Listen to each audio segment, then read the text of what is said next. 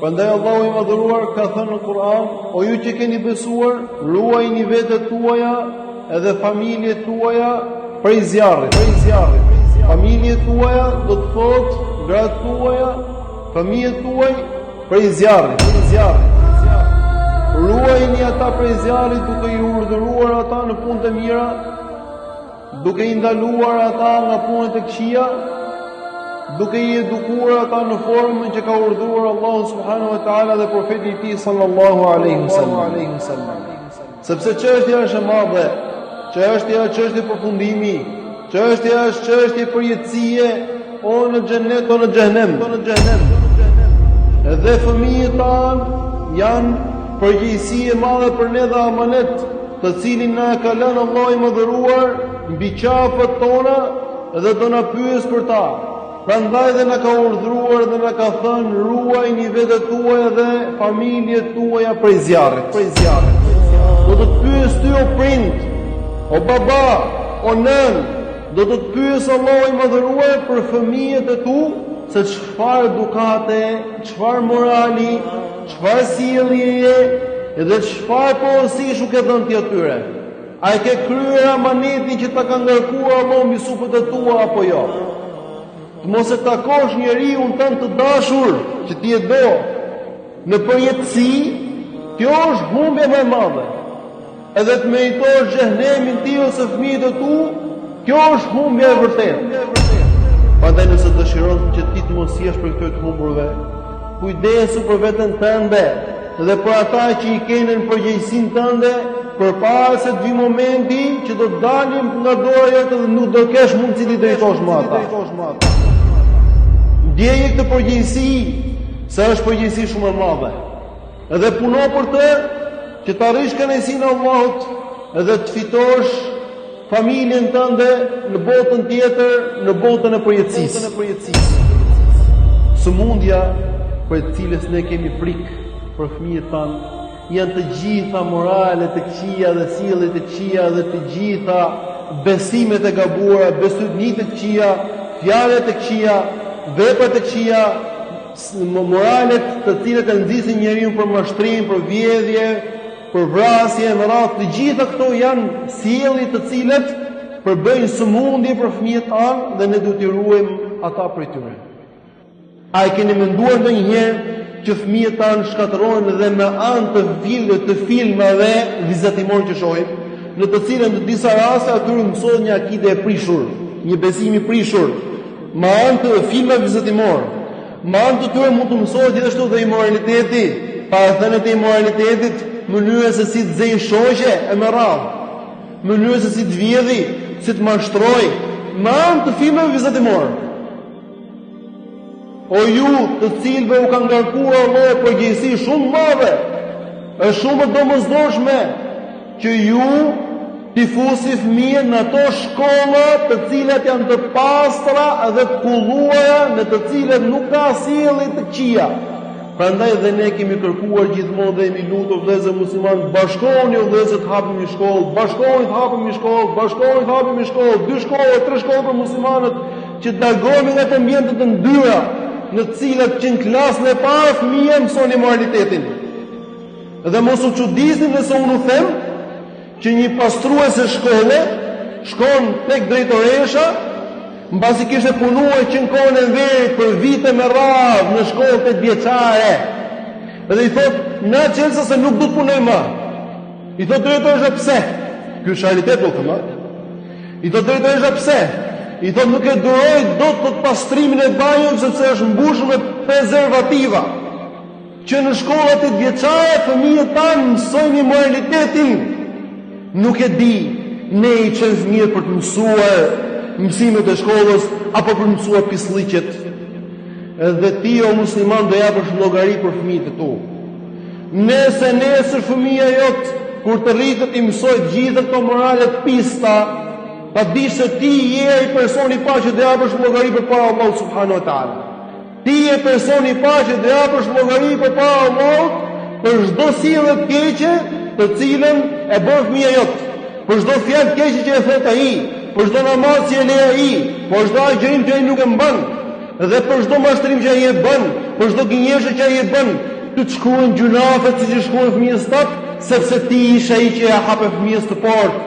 Me justifikimi se ai do mësoj, por ti harrove që me hapjen e kësaj porte, përveç mësimit, ai do mësoj edhe shumë gjëra tjera, madje mësimi harrohet për 2 ditë, kurse këto nuk harrohen kur desa des.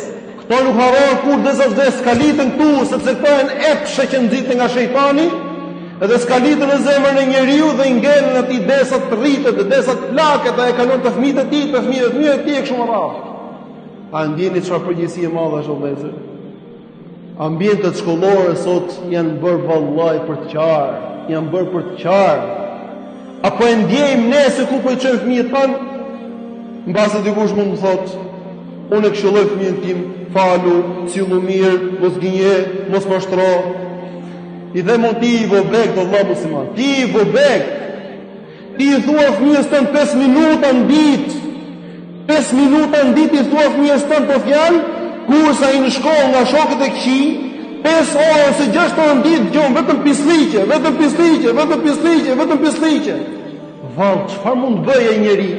Sikur të ishte gur, sikur të ishte gur, do çahesh në fjalë të shumta. Gur të ishte, e jo më që është njeri. 6 orë në ditë, ai dëgjon vetëm pisliqe nga shoqëria e keqe, nga veprimet e këqija që bën njerëzit, se kemi dëgjuar lloj-lloj gjërash të cilat nuk i mbash dot zemra e besimtarit, që bëhen sot në shkollat tona, me droge, me imoralitet, subhanallahu. Ti punon me të 5 minuta, kurse ata punojnë 6 orë në ditë. A mendon ti se do vi fjala jote? A nuk arrin ta kuptosh që problemi jot kryesor me fëmijën tënd nuk është thjesht se ti e këshillon 5 minuta, por sepse ti i dhe leje të tjerëve që ta këshillojnë atë më shumë se që këshillon ti. Ty vëlla musliman ta edukojnë të tjerët fëmijën, ta edukojnë njerëz të rrugës, ta edukojnë shoqëria e keqe, prandaj ti foli sa duhesh atij nuk ka dobi. Këshilla vëllezër që të ketë dobi te fëmia jot ka nevojë që ti të shoqëruar me pastrim. Domethënë ruaje fëmijën tënd pranë atij ambienti të keq, që fëmia jot pastaj të ta dëgjojë fjalën ty. Ndërsa nëse ti nuk e ruan, atë mos e qorto fëmijën tënd, pse nuk ka dëgjon këshillën tate, por bën veprime të këqija. Mos e qorto, nuk ka faj fëmia, ai është fëmijë, nuk ka akoma përgjegjësi, fajin të gjithë ke ti. Ti e fajtori, sepse ti e futë vetë fëmijën në vend. Edhe shembulli jot është si shembulli i atij që thotë një poet arab, shembulli jot është si ai person i cili e lidh një person, ja lidh duart, edhe e hodhi në ujë, shkoi hodhi vetë në ujë, dhe pastaj i tha kujdes mos lagësh se po u lagë mirë ti. Kështu jemi edhe ne. E hedhim fëmijën tonë në detin e pisliqeve, pastaj i them kujdes mos lagësh. Çfarë gondi? Po jam i sigurt që ne kur ty në ato ambiente, me kalimin e viteve do shkatërrohemi, jo fëmijë që është fëmijë. Wallahi nuk kam faj fëmijët. Wallahi nuk kam faj fëmijët. Ne e kemi faj. Ne jemi fajtorë për ta. Dhe ne do ta vuajmë nëse pas nesër problemin e tyre. Unë di dhe raste njerëzish të mëdhenj, jo fëmijë, kanë futur jo fëmijët e tyre, por gratë e tyre në shkollat e larta, i kanë futur me shami dhe kanë ndarë mbasi kanë marrë diplomën pa shami por me minifund. A çfarë po më thuat ti për fëmijët pastaj mua? A çfarë mund dalë pastaj nesër e fëmijë? Vallë vetëm mëshira e Allahut për ruajtje të fëmijë pas nga çdo lloj gjë e keqe, vetëm mëshira e Allahut. Po djem lloj historish. E po u them fare kryesor për këtë kanë prindë dhe ata do mbajnë përgjegjësi përpara Allahut subhanahu wa taala, përpara fëmijëve. Edhe fëmijët po hyn moshë normalisht kanë përgjegjësinë e tyre. Edhe vendi i tretë, i cili është porta e tretë nga i hyn fëmijës sëmundjet, është vendi ku luan fëmia. A di çfarë thot profeti sallallahu alaihi wasallam? Thot al-mar'u ala dini khalili. Thot njeriu është në fenë e mikut të tij ose në fenë e shokut të tij. Nuk thot është në fenë e babës të tij, as në fenë e vllajt të tij, por në fenë e shokut të tij, sepse njeriu ndikohet shumë nga shoqëria, më shumë se ç'mund ndikohet nga prindërit e tij. Prandaj nëse ti nuk kujdesesh se me çfarë shokësh shoqërohet fëmia jote, nëse mos e qortohet, por kapi veshin vetes tënde, tërhiqja fort, përplasë vetëm mbas mujit sa duash, sepse ti je fajtori. Po qëse ne i ruajmë fëmijët tanë nga televizori, nga ambientet e këqija në shkollë, dhe nga ambientet e këqija ku ata luajnë fëmijët tanë, sepse ata fëmijët do luajnë normalisht, atëherë ne këtu, në këtë moment kemi kryer gjysmën e punës. A vash? Po që ka shumë përgjegjësi e madhe. Akoma nuk mbarova ti hoç? Nuk ka mbaruar akoma. Përgjegjësia është shumë e madhe dhe tek Allah dorish 50.000 vjet nuk ka pritur llogarin. Sepse ata janë njerëz dhe mund të hyjnë në xhenem, por që sa vjen keq për ta, atë kujdesu për ta në këtë dynja. Nëse ti e zbaton këtë që po them, edhe ja mbyll fëmijës tënd këto 3 porta, edhe gjen mënyrën e duhur për ta mbyllur këto 3 porta, atëherë ka ngelur gjysma tjetër e punës, që është edukimi. Edhe po u them me siguri dhe me bindje tek Allahu i Madhëruar që Allahu subhanahu wa taala nuk ka humb shpërblimin atij që lodhet. Pastaj do të shikosh se çfarë rezultati ka këshilli i të fëmijës jot. Ruaj fëmijën për këtyre ambienteve, pastaj fillo këshilloj fëmijën për namazin, foli për ditën e gjykimit, foli për xhenetin, foli për xhenemin, lexoj Kur'anin, lexoj historinë e profetit sallallahu alaihi wasallam, dhe shikoj pastaj që fëmia jot do bëhet më i devotshëm se ty.